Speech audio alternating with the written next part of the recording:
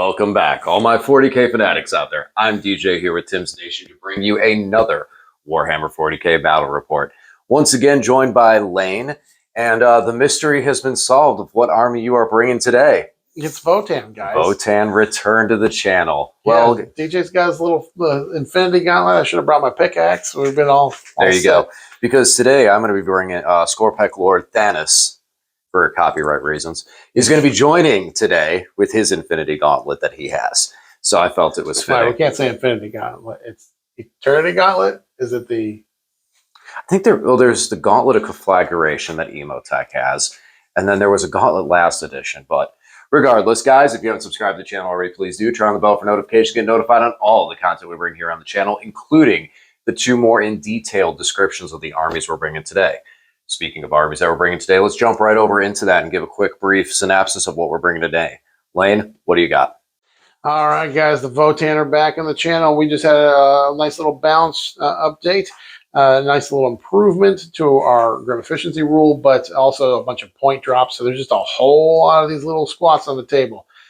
So today's list, we've got 2 characters. The Brokir Iron Master, he will be joining the Thunderkin, so it gives them +1 to hit. And also his little robot buddies who kind of function as ablative wounds on that unit. He has the enhancement Grim Demeanor. And then my second character is Einhir Champion, the E-Champ. He has the Appraising Glare enhancement. He will be leading the Hearthguard, just because the Hearthguard special rule means that they will be -1 to wound when they're being led by a character. We've got 1 10-man Hearthkin unit. The Warriors, they are loaded out with all their bits and bobs. We've got 5-man of the Einhir Hearthguard. We've got a 6-man of the Brokir Thunderkin. We've got 2 5-mans of the Berserks, Chthonian Berserks.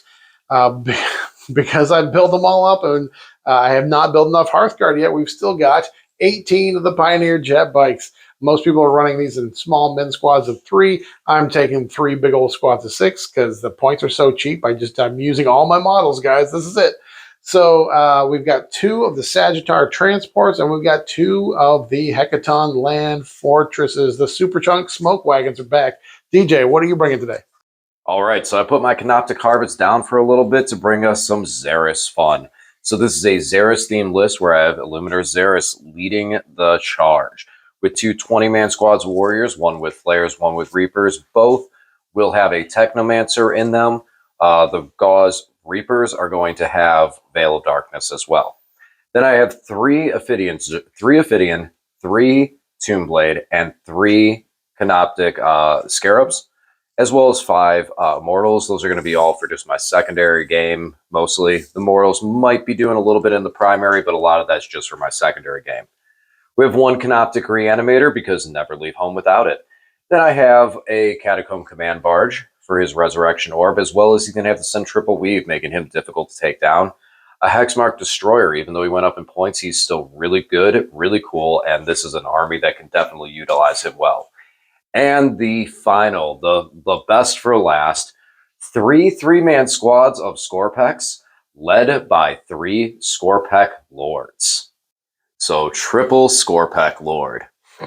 Yeah, it's been a while, but last time, remember, those guys are pretty tough by themselves. They are. So even if they're the Scorpecs that they're with get picked up, they're still strong beatsticks by themselves. And much like you said with some of the point costs that yours dropped, they only drop a little bit. The Destroyers are now a flat 100 points, but the Scorpec Lord himself also dropped down to 100 points. So he's much, much more reasonable. You're looking at 200 points for 3 Scorpecs and a Scorpec Lord. I mean, that's a pretty decent deal for what they can do. Mm-hmm. No really invulns on them. I'm hoping to kind of tie up at center field and then rush in there with the Scorpecs afterwards. And you're hoping that to just shoot me down, it looks like. Yeah, bullets. That's what I brought. Is lots and lots of guns. Now, you mentioned about the Hearthkin Warriors over the Pioneer jet bikes. The Hearthguard. Yeah. The Hearthguard. The Baby Terminators. So the Baby Terminators are really good in 10th edition. In 9th edition, I only have 1 5-man squad, so I'm building more. And so my list will change, but it just takes a little while to build and paint 10 more. Right. Do you feel it's that much of like an improvement? I mean, they're Terminators, yeah. It probably is, yes. Yeah, I mean, they're T6 or T5 or T6. Versus and they're -1 to wound. when they're led by a character, and just the fact that they're the only thing in the army that has their ballistic and weapon skills at 3. So when they're targeting something with judgment tokens, they're hitting on 2s, which is a big deal. There's no rerolls to hit in the army, I don't think at all. So yeah, it definitely makes a difference. Speaking of which, there's 2 big changes that I want to bring up for this, especially for Votann. You know, there's been some Necron changes. Most of it was just in points, not really any rule changes. But for you got a pretty decent rule change. Yeah, there's one key rule change. At the beginning of each game, at the beginning of each battle, Votann used to be able to pick 1 unit and just give that 2 judgment tokens. And then if you kill that unit, you get some command points, depending on which turn it is. If you kill it turn 1, so it's dead before your first or your second command phase, you get 3 CP. The next 2 turns, next 2 battle rounds would be 2 CP. And if you kill it in the 5th battle round, it's 1 CP. It was a nice rule, but they were still starving for judgment tokens. It was still very difficult to get the judgment tokens out there, so people are taking lots of cheap units and just throwing them out to die. But the update to the balanced data slate means we get to pick 4 units, which means we can pick 3 real hard, tough units from your list, and I can then just pick 1 that I want to pick off turn 1, and an easy kill for turn 1, and get those 3 command points, in my second command phase. Well, I'm gonna make it tough on you to get that easy kill on turn 1. Sure, yeah. I mean, Necrons, none of them are easy kills, but I don't know. I'll pick up 3 Tomb Blades or something. Well, I think the only thing left to do is going to be to roll the dice. But before we do that, I want to talk. The keen eye may notice the terrain has changed. Lane, want to talk to us a little bit about the glorious new terrain set? Sure. So this is from the Kill Team box that had orcs. I forget what the other army was. They released the Kill Team that had some of this terrain in it. I, by some means and a variety of means, I got 6 sets of that that terrain. I actually got rid of a couple of them, but this is basically 4 sets of the terrain from that. And so we've painted up, and we got a little bit different battle map. So we got a little bit of different theme here. We don't have an orc army for the channel yet, but we do have orc terrain on the table, and we've mixed it up now. We have been at this point still running through 10th edition. We've still been running the 9th edition layout for a terrain with the 4 big corners. This is more what was in GW's GT pack for 10th edition. So we're trying to emulate that a little bit. We've got we still have some plates on the table, the clear acrylic plates, although the big ones aren't really used anymore. So we don't have plates for every single piece of terrain, but we kind of put some in the middle here. And some of it's kind of obvious where the plates should be, but they'll be there in some of the middle pieces. Awesome. And again, thank you, Lane. It's beautiful looking terrain. Love to see it. Love to see these good looking battlefields. Hopefully it inspires me to maybe work on my Necron terrain a little more and kind of upgrade that, because I feel like my Necron terrain is still sitting in 8th edition in some ways with magic boxes and stuff. But right. No more magic boxes, please. Thank you. All right, Lane. We're going to try and be safe with this. Odd or even? Even? Well, there we go. It is It destroyed even. some terrain, but it gave me an even. All right. So are you going to be the attacker or defender? And the answer is going to be, who do you want to deploy first? Well, you can drop first, sir. All right. So it looks like I'm going to be dropping first, and we'll be back after deployment. All right. And we are deployed. Starting out over here for the Necrons. So in this deployment, we got this weird angle. What's the name of this one called, Lane?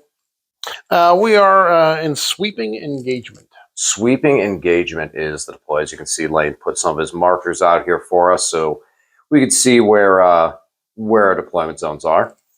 And starting over here with the Necrons, the heroes, the true heroes of the Xenos. We are not hiding in a corner like we usually do. Instead, I got my Necron warriors ready to start making a push onto the center objective, because I like to play in the center. Because of the terrain, there's actually a lot less firing lanes, so the reanimator is actually in a safer position than it may seem being out in front.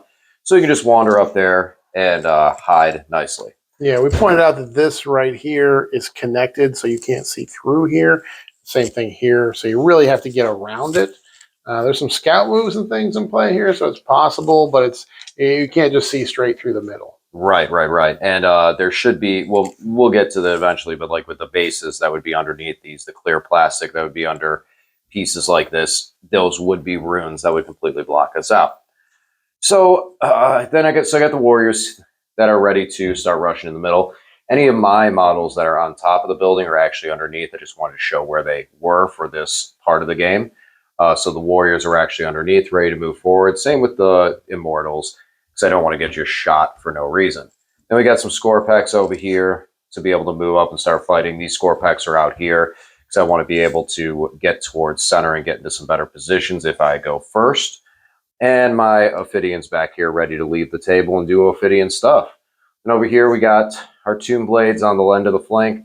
They can move out and get out of come back over towards center and get out of the firing lane from some lane stuff if need be. And the Catacomb Barge ready to just, do Catacomb Barge sort of things and move around the field and be an all-around team player. All right, Lane, let's talk about it. What do you got over here? Everything. Despite how much stuff I have in Deep Strike and Reserve and transports, I still have a lot of stuff on the table. These bikes take up a lot of space, and just realized as I was deploying that in 9th edition, there were... what's the word? I just totally forgot it. Coherency. Coherency issues, because they were a 6-man. You'd have to have them placed a certain way. But now in 10th edition, up to 6 mans can string out in a single line. So I can actually just spread them way out, which may be an interesting board control thing. They're still pretty squishy, but because DJ doesn't have an enormous amount of shooting, just mostly from the warriors and a few other units, he doesn't have any huge shooting units. I felt pretty confident putting everything out there on the table. These bikes are actually up on top here. They do have the fly keyword, so they'd have to fly down.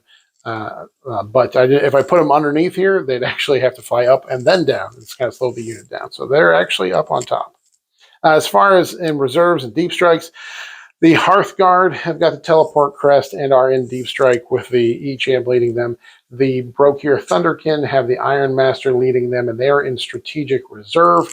Inside the 2 Sagittars are some of the Hearthkin warriors, and inside each of the Hecatons are the Berserks. So that is that's the thing. That's the deployment. All right. So we already talked about what the deployment is for this. Let's talk about the other. So what's our mission rule for this? So we got supplies today. So first of all, our mission rule is supply lines. This is the one that in your command phase, if you hold your deployment zone objective, you roll a d6. On a 4-up, you get an extra command point. And then the actual primary mission is supply drop. This is the Alpha and Omega one, where you randomize the 3 objectives in no man's land here. This one we rolled off for is the Alpha, which means at the beginning of turn 4, it disappears. This one is the Omega, which means at the beginning of turn 5, it is the last one left on the table. Now, in this mission, you only score points for holding, primary points for holding ones in no man's land. In turns 2 and 3, it's 5 points per objective. In turns 4, it's 8 points per objective. And in turn 5, when there's only one left on the table, it's 15 points for objective in no man's land. Awesome. And then I think that was everything for that in our mission rules. So the only thing left to do is determine who's going first. Let's get started. What do you feel? You want to go first or second? Sure. I mean, I can shoot some stuff. I got these bikes that will have a scout move, and then they can move and then shoot things. All right. Looks like Necrons will be going first today. Looks like you. First, I'm going to throw out some judgment tokens for funsies.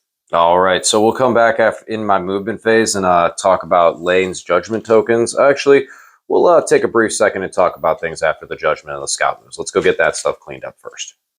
All right, so scan over this real quickly. I took my Tomb Blades, went over in the corner here, so if I drew some sort of secondary that involved this objective marker, I'd easily get over there. And that was it for me. Now on to Lane.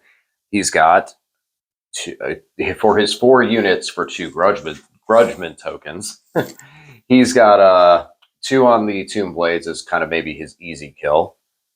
And then these warriors also got 2. The Reanimator got 2. And actually, the Reanimator was the first one. He just walked over and goes, okay, who do you? And I don't even think he finished the sentence and just put the grudge tokens on the Reanimator. There's lots of different things at play when you're choosing these. For example, it may be something that would be an easy kill to score your command points early. It may be something you definitely need to kill. I need to kill these big brick warriors. But the Reanimator also chose him. I obviously hate what he does, but you earn judgment tokens by killing things. He's not going to kill anything. So he's not going to earn judgment tokens on his own. So I figured that'd be a good way to. Oh, that's actually a good point. Yeah. Yeah. And then there's 2 as well on the warrior. So both the warrior bricks have already 2 grudge tokens on it. And then bikes move forward. These bikes move back a little bit just to avoid backwards. getting shot by these warriors turn 1 as much as possible. But yeah, these ones scooch forward. Sagittar move forward. Bikes have a 9-inch scout move. The Sagittars have a 6-inch. So we just kind of position it a little bit. And then left this open. So I guess if DJ wants to avail into here, he can. All right. Welcome over. Let's start the game. All right, we are all moved. Secondaries I got for this round are engage on all fronts and overwhelming force. Overwhelming force, I'm going to end up just discarding at the end of the round or into my turn 4. These tomb blades moved up and in the building. Now, since the first floor is blocking on the corner buildings, the center ones you just have to touch, and you can see all the way through them. These ones mean that the bikes are not going to be able to really shoot me without getting into a really uncomfortable position somewhere that Lane probably doesn't want them to be. But the Sagittar and Hearth could ruin their day. Maybe some Overwatch on them might help me out. Who knows? But yeah, that's part of my engage on all fronts. Hopefully, so I don't give Lane 3 extra command points to run with. Over in here, the Warriors advance to tag the center objective so that we're hanging out and doing that stuff, doing all sorts of warrior things. Catacomb Command Barge is getting into a little bit of a better position to make some moves. Scorpack's ready to jump on center if it happens. Although the Scorpacks are just getting into better position so I can start picking up flanks with them as we move across the field. But this left flank, I got to do a little bit of damage to it. Got to remove some. So we got some Warriors that are going to shoot at them, see if they can't pick up a couple of guys. Nothing too impressive over there, but we'll get a little bit of fire onto them. And then these Immortals advanced and got up there on the objective. More or less, I went that side. I could have gone towards the middle and shot. Actually, yeah, I'm going to reposition them. I'm going to go more towards the middle so we can put some Tesla on you as well, too. So that's going to be it. I'm just going to reposition those guys real quick because they do have assault weapons, and we'll see how they can do. And that's about it. I want to talk about the CP for this game a little bit. Oh, so we had a discussion. The mission special rule is that in your command phase, you roll a d6 if you hold your deployment zone objective. And on a 4-up, you gain a CP.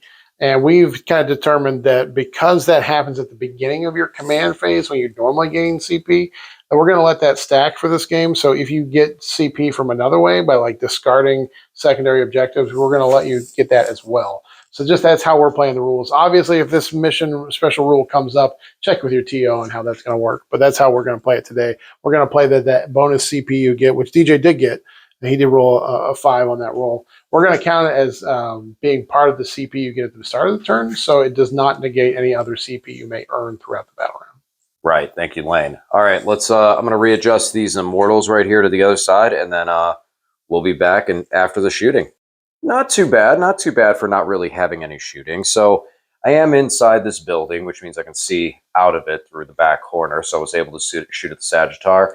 Spent a command point to re-roll all the wounds because we were in half range. And was able to put the Sagittar down to 5 wounds off just the Tomb Blade. So that wasn't too bad off those particle beamers and sorts. And then across the lake, the Warriors couldn't shoot because they advanced. But these Warriors and the Immortals, as well as Szeras, was able to draw a line of sight.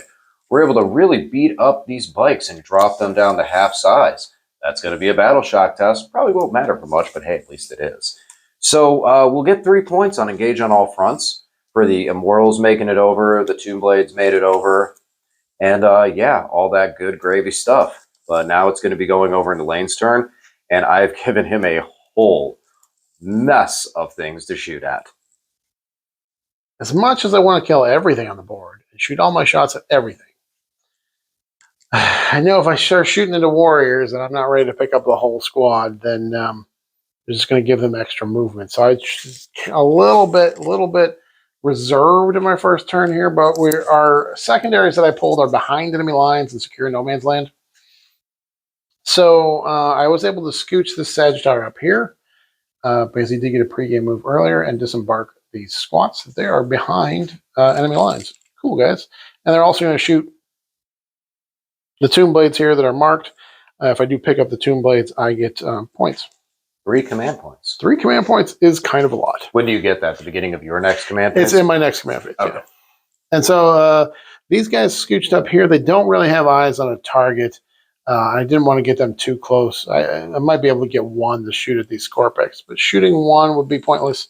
It would just give DJ free movement when they reanimated. Mm-hmm. So Berserks jumped out here. I'm going to really see if I can use the Berserks with their ability to shoot with their grenade launchers and slow down movement. We'll see if that's effective. Hecaton moved up. We're going to start shooting at Yon Command Barge, hopefully make him go away or be injured significantly. And these bikes are also moved up on the terrain so they can shoot the Command Barge as well. We've got more Berserks that are out here. Maybe throw some grenades or something and maybe slow it down. Hecaton, Sagittar, bikes all moved up here. I'm trying to secure no man's land, so I'm going to try to kill these mortals, right? Yeah, that's what they are. And then probably just test their name. Punk these Scarabs as well, hoping to make them go away. Kind of useless to shoot in these warriors because it'll just give them free movement. They'll reanimate the crap out of them. I wasn't able to get enough distance to really get eyes on the reanimator yet, so he's going to be there for a little bit. So I don't think I'm going to kill a whole lot. Hopefully just pick up a couple little trash units. And hopefully next turn I'll get to kill more. If I'm lucky, maybe I get this Command Barge, but that's going to be, we'll see. Does they have a 4-up feel no pain, you said? 4-up invul and 4-up feel no pain. No, that's hot garbage. Why would you? What? Freaking hate Necrons. All right. Not a tremendous amount of damage, but did kill a few little piddly units. The good news is that we did pick up these Tomb Blades, and they had one of the marked. They were one of the marked units. That's good news. That's good news for me because it's 3 CP. It's good news for the viewers because that means more CP for me, and that means more fun. These bikes just moved up, got an objective. They didn't have eyes on a target, so they didn't shoot anything. Just get me points for secondaries and primaries. We put some shots into the Command Barge here. Only Net did 2 wounds to him, so he will heal right back up in the command phase. So the Magdarel missed. Having a low ballistic skill and no way to change that, it's kind of a bummer. But over here, just picked up the little squad of Immortals, picked up the Scarabs. I think DJ and I probably had pretty even amounts of damage that we did to each other in the first turn, so not a whole lot. But it does let me score some points because I did get behind enemy lines, and I'm securing no man's land. I have 2 objectives in no man's land, so that scores me that as well. And now we are moving on to DJ's turn 2. I don't get my bonus command points until my next command phase. And at the end of Lane's turn, I did pick the Ophidians up and put them into reserve for now. So for this turn, I'm looking at bring it down. Behind enemy lines and assassinations. So I had some deep strikers, so I could have gone a little bit heavier for behind enemy lines. Instead, we're just going to bring the Ophidians down in that nice little corner right there and get my 1 unit for behind enemy lines. Assassinate's not going to happen, but that's okay. He only has 1 character anyway, so can't win them all. These Scorpex advanced to get into a position to start striking from the side. Warriors walked up, and we're going to be putting down a whole bunch of fire into these bikes, try and finish them off and get them out of the way. Know we got some Hearthguard in here, or Hearthkin warriors in here. So there's still some threats over there, but we're going to try and see if we can't bog some stuff down. And then over here, we have these warriors that are move penaltied, but they move them into the middle just to keep a good stronghold on objective. And the Reanimator is coming out for some Reanimator action. Scorpex moved out. Lane was able to shoot and kill 1 with his Overwatch. So I'm down 1 from that squad, but still quite a bit. And we're abandoning this flank for the time being. All right, let's see. I think that's about everything. We're gonna do some shooting and see what we can pick up. Not too bad in the shooting phase. We were able to get the Warriors put a little bit of hurting on these bikes. We got dropped 2 of them and did some damage. So there's still 4 remaining. The bikes did shoot back. The bikes did shoot back for a grand total of 4 Warriors at this time. Yeah, reactive reprisal is 2 CP. I know I'm getting 3 CP on my next turn, so I figured I might as well try and get 1 or 2 of those warriors. 4 is not a whole lot, but yeah, I need to start. So we're going to try and land some charges over here, and then over here, my warriors. I split fire and did some damage to that Sagittar because I knew that bike was going to be in a rough position as it is, And I think we'll probably just charge in with the Warriors and try and finish that bike off just to get them out of my way. And also use it to move myself up the field a little bit. But that's about it. All right, let's go do some charges and see how this works out. All right, so we were successful in our charges with the wow, I can speak, Catacomb Command Barge and the Scorpex. Unfortunately, most of my damage came in the Mortal Wound and the Impact, where the Scorpack Lord was able to do 1 Mortal Wound, and the Catacomb did 3. Then when I swung in, the Catacomb was able to put 2 wounds through to drop the Hecaton down to 8, and then even with lethal and devastating, all the dice with these guys, I only made Lane take 1 save that he made out of all of it. So just poor dice rolls. But because of pile-in, we were moving the one around the backside and we're able to tag the bikes over here. So that's at least good to shut down some shooting. And then over here, we did the same thing. I did charge the Warriors in and was able to finish off the last bike and then tagged the Sagittar. So we'll slow down a little bit of lane shooting as we make our progress across the field. And I do score the 3 points on behind enemy lines and then just discard Assassination. So that's going to be it for me, and we're going to move on to Lane's turn. All right, so the way this mission works is that I am going to be in a sore spot when it comes to primaries with all these warriors taking up the primo objectives that will still be there and scoring lots of points. So DJ is just going to power through on primaries unless I really work through the middle here. So I'm bringing a lot onto the table, and I got to just chew through this middle bit and hopefully do some work here. So basically, these Pioneers jumped up on here so they can shoot that Reanimator, make that Reanimator go away. The Hecaton fell back so that we could shoot at him. Specifically, the Grav cannons for this squad are blasts. They would not have been able to shoot the Catacomb Command Barge if they remained in combat, so that's why I fell the Hecaton back. Otherwise, the Hecaton would have just shot these guys in the face, but he's fallen back.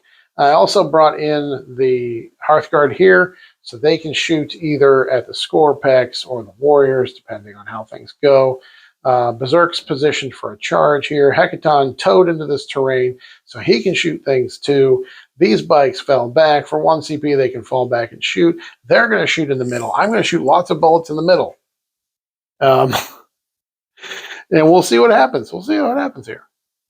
All right, guys, I rolled a bunch of dice, but nothing matters. Freaking Necron just won't die, and the Hexmarks gets to shoot for free so many times because he's in the middle near everybody. I did shoot at him, Catacomb died. No, stop it, DJ. This is where I get to complain. I have the camera. I am complaining. I put 4 bikes into the Hexmark. He takes 1 wound. I put this entire bike squad into the Reanimator, and he took 4 wounds. I did have to put more work into him. And every time I shoot anything, the Hexmark is to shoot for free. So blah, blah, blah, blah. Anyways, I did take, I picked Assassinate. So I did kill the Catacomb Command Barge. So he is gone. That's good. I've got these kiddos in the corner here doing an action for Investigate Signals. These kiddos investigating signals here. So we're scoring some points on secondaries, which is good. But we're just going to get dumpstered on primaries here unless I can kill things. And if you're relying on killing things to beat Necrons, you're not playing the game right. You're not going to win. So I'm going to charge for funsies here. These Berserks are going to charge in here to the Scorpex. I did kill one, but I'm playing against Necrons, so it didn't count. It doesn't really kill him because he came back. This time I'm going to try to kill them for realties, and we'll see what happens. Okay, so my Berserks killed 2. Of the Scorpex, but I'm playing against Necron, so for 1 CP, Scorpex comes back. And they killed 3 of the Berserks, so that's where we're at there. Then nothing else really happened in combat. There's some swings traded here. Of course, the Necron Warriors did do 1 damage to the Sagittar, but that's really it. I did score 9 on secondaries, which is good. 5 for assassinating the Command Barge, and then 4 points on Investigate Signals. Over to DJ's turn. Okay, so my secondaries really suck for this turn. Tempting Target and Storm Hostile Objectives. So I'd either have to take this one or this one. And I'm really not in a position to take either one of those. So instead, we're just going to try and remove some of Lane's assets. The Warriors and the Hexmark stayed still in the middle because I don't want to eat any Overwatches. And we're going to try and take care of these bikes up here, hanging out, hiding from me. Scorpex stayed at middle. I was able to resurrect for one, and then at the end of the movement phase, my Technomancer is going to heal for D3, so basically these Scorpex will be back at full health.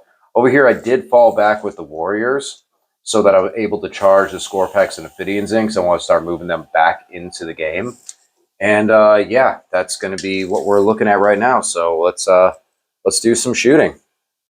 All right, like I said, I did not have anything I could do with secondary, so it was just remove resources. And Lane also spent a lot of his resources just to pop my Hexmark Destroyer. I don't think he likes him very much. But again, I'm playing against Necrons, so anything I do doesn't matter because he's back. I spent the command point to stand him back up. I want to double check and make sure that that's legal. I'm pretty sure because it was the first time he died. So he came back up, and yeah, then I poured a bunch of shots in these bikes. As you notice, there's only one left with one wound remaining. And that's pretty much it as far as shooting went. I don't think there was anything else I really shot at. Yeah, that was it. Just poured everything into those guys. I fell back with the Warriors, so I couldn't shoot over here. And these Scorpex advanced, so the Lord wasn't able to shoot. So now we're going to do some charges. Oh, also, after I cut the camera away, Lane decided he did want to Overwatch with these boys right here. Yeah, into my Ophidians. Yeah, Thunder can hit on 5s in Overwatch, so I was able to pick one of them up. Yep, so we're going to do some charges, and we'll be back after the fight phase. So we did really well to clean up in the fight phase. The Ophidians, apparently those grab cannons really spooked them. They rolled double ones on their charge, so they're staying right there. However, the Scorpex did much, much, much better as they were able to charge, and simply on the Scorpex Lord's collision, picked up the Sagittar and then piled into the Hearthkin, or the Hearthkin Warriors. We were able to grab them. So that's always a plus, especially since we killed it in the charge phase. We never even had a chance to pile in first. Over here, Szeras easily picked up the last two guys over here, earning himself a beautiful judgment token. So did the Scorpex. And the Scorpex in the middle didn't get touched by the Berserks and turned around and smacked them into next Tuesday or Monday. So that's going to be it for me. I don't get anything on secondaries, but we remove some resources, so we'll see what Lane can do to push back. Just a little bit of scooching. The Warriors got back inside the Sagittar, and the Sagittar moved up and was able to get on the objective. Actually, I think I bumped it a little too far. He was able to just get around there. So I'm going to cleanse, because one of my secondaries is cleanse. The other one is storm hostile objective. I'm not going to be able to score that this turn. So just going to go for cleansing on that one objective. I aligned everything up here so I can shoot through and shoot Warriors and shoot Scorpex. Hopefully we get to kill some things, because I just am not killing things fast enough to make the game work so far. So the good news is Graviton blast cannons. Each one of these guys is D6 blast, and there are 20 Warriors in the squad. So it's going to be 24 plus 66 shots going into these Warriors. Now, the bad side is, even though they're AP2, they're AP nothing, because he will get cover, and they have Armor of Contempt all the time from... Little Mr. Szeras. How many points is theirs? 185. They reduced his points too, didn't they? They reduced his points too. Despite the fact that he is as durable as an Imperial Knight, they decided to make him super cheap. And he gives everything Armor of Contempt. Or it's only battle line. Is armor. Only battle, yeah, only battle line. So Warriors and Immortals only. Yeah, so I'm going to try to kill some of these Warriors. I will kill some of them. The Reanimator's not there, so they won't double reanimate at least, but it's going to be impossible to kill them. So we'll come back and see if I'm right. Don't forget. Oh, yeah, I moved a bike. Hexmark kills him for free, because that's what he does. He overwatches for free. The bike had 1 wound left. He did 4 wounds. So bike's gone. I feel slightly better that there are no Warriors in the middle table. Of course, I did kill this character. DJ did spend his CP to pop him back up, so he does still have that objective. But there are fewer Warriors on the board, which makes me feel a little bit better. That took all the shoots, though. I took all of the shooting from the Hearthguard and from the Thunderkin, and because he was in cover and ignoring, he's making 3-up saves the whole time. But it got through. It got through, and we got them taken care of. Now we are going to charge these guys here. We're gonna see if we can fight some Scorpex. See how that goes. All these poor little warriors just disappeared in the face of these Scorpex. They're not strong boys. And then these Scorpex did disappear to a combination of things. I did tank shock with the Hecaton when he went in. He did, was it 4 mortal wounds there? And then the E-Champ has an impact damage as well. So he did some mortals. He did 4 mortals, so they rolled a 6. So it was D3 plus 3. And then did some swings. Just managed to pick up the Scorpex, not get the character, and the character swung back and did 6 to the Hecaton. That's where we're at. So I didn't really score very much in secondaries here. Did get cleanse for the 1 objective, and that's really it. On to DJ's turn. So here we go. My secondaries are defend stronghold and investigate signals, and I am really not looking to investigate signals. I'm not going to stay back there. I got other things I need to do. And those things are removing all of Lane's assets so he's not able to score any points as the game moves on. So I was able to score good on primary, and I'm going to shut Lane down to a 0, which will be nice for his turn. And that's hopefully where I'm going to win this game, and that's where I'm focused on right now. So here we go. Here's our push. We moved to center, got beat up or got shot at by those Thunderkin, and took 2 damage on one of my Scorpex, and we're able to reanimate 1 just normal of our Ophidians, and now we're moving around the outside. So I got the Scorpex in position to charge and try and take on those Thunderkin, and yeah, so we got some work ahead of us here right now. So let's see how this rolls out. Oh, one thing that is going to... Oh, that Scorpec Lord in the middle. Should I fall him back? Nah, we'll leave him there. We'll let him stay there just so I can charge around him and do other stuff. So, all right, we'll be back after some shooting. Even though I don't score very well on the secondaries this turn, I have done a lot of damage and put a lot of things into a really good position. So, in the shooting phase, I really didn't do anything. There really was no change of board state. So we went right over into charges, where I successfully charged the Ophidians into the Hecaton, dropping it down to 6 wounds with the popping the plasma sight for devastating wounds. These Scorpec multi-charged, picking up all the little robots out of here, and all of the Hearthguard, leaving only the E-Champ over there. And yeah, beat this Hecaton, still sitting with 3 wounds left. And I think that was it. Like, I don't really I don't think I picked up any units except for the Hearthguard, but definitely pushed back. Definitely pushed back real strong. So we're in a solid position, and we'll see where this goes. I do have defend stronghold, so I will be able to at least get the score that at the end of Lane's turn and put him on a 0 for primary.